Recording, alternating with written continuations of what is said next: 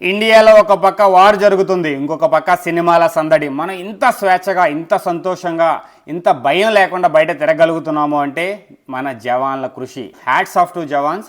వాళ్ళు సరిహద్దుల్లో పాకిస్తాన్కి ధీటుగా వాళ్ళకి చుక్కలు చూపిస్తున్నారు. మనం ఇంత నమ్మకంగా ఉండగలుగుతున్నాం అంటే మన జవాన్లు, మన లీడర్సే. సో వాళ్ళకి ఇంకొకసారి హ్యాట్స్ ఆఫ్ చెప్పుకొని మనం వీడియోలోకి వెళ్ళిపోదాం. సో అసలు విషయానికి వస్తే నిన్న 3 సినిమాలు రిలీజ్ అయ్యాయి. ఒకేసారి 3 సినిమాలకి రివ్యూస్ ఇవ్వడం కష్టం కదా భయ్య.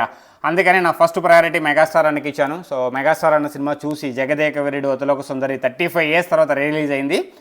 అది కూడా 3Dలో ఆ సినిమా ఎలా ఉంది, ఆ ఫీల్ ఎలా ఉంది అనేది నిన్న ఒక వీడియో చేశాను. దానికి మంచి ఆదరణ వస్తుంది.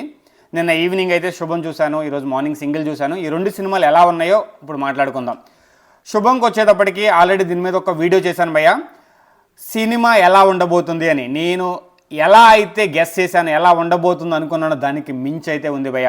సినిమా స్టార్టింగ్ నుంచి ఎండ్ వరకు ఒక హర్రర్, అంటే సీరియల్ చూస్తుంటే వాళ్ళకి దెయ్యం పడుతుంది. అది ఎలా అనేది మీరు థియేటర్లో చూడాలి. నేను రివీల్ చేయను. దాంట్లో సమంత క్యారెక్టర్ కూడా చాలా బాగుంది భయ్య. సినిమా స్టార్టింగ్ నుంచి ఎండ్ వరకు ఎక్స్ట్రాడినరీ. ఫ్యామిలీతో వెళ్ళి మంచిగా ఎంజాయ్ చేయొచ్చు సమ్మర్లో. ఇంకొక సినిమా గురించి మాట్లాడుకుందాం, సింగిల్. శ్రీ విష్ణు నటించిన సింగిల్. నేనైతే ఎక్స్పెక్ట్ చేయలేదు, ఈ సినిమా మీద ఎక్స్పెక్టేషన్స్ లేవు ఈ మధ్య. శ్రీ విష్ణు సామజ వరగమన హిట్ తర్వాత ఎందుకో నాకు కొంచెం ఎక్స్పెక్టేషన్స్ తగ్గాయి. సింగిల్ మీద నేను ఎక్కువ కాన్సన్ట్రేట్ చేయలేదు, కానీ సినిమా మాత్రం చాలా బాగుంది భయ్య. శ్రీ విష్ణు డైలాగ్స్ కానీ, నొక్కి వదిలిన పంచెల్ని కానీ, మీములు కానీ, ముఖ్యంగా శ్రీ విష్ణు వెన్నెల కిషోర్ మధ్య పండిన ఆ కామెడీ సినిమాకి హైలైట్ భయ్య. సినిమాని శిఖరానికి తీసుకెళ్ళింది వీళ్ళిద్దరు కామెడీని. ఈ 2 సినిమాలు మంచి కామెడీ ఎంటర్టైనర్స్ భయ్య. సో మనం ఒక పక్క వార్ జరుగుతున్న టెన్షన్లో ఉన్నాం. ఆ టెన్షన్ని కొంచెం, అంటే వదిలేయమని కాదు, మనం అప్ టు డేట్ తెలుసుకోవాలి ఏం జరుగుతుందని మన సపోర్ట్ ఉండాలి. దాంతోపాటు మనం కొంచెం డైవర్ట్ అయ్యి కొంచెం సేపు ఫ్యామిలీతో బయటికి వెళ్ళి ప్రశాంతంగా ఒక మూవీ చూసి ఎంజాయ్ చేయాలంటే ఈ 2 మూవీస్ కరెక్ట్ భయ్య. ఒక మూవీ మధ్యాహ్నం, ఒక మూవీ సాయంత్రం కూడా చూడొచ్చు.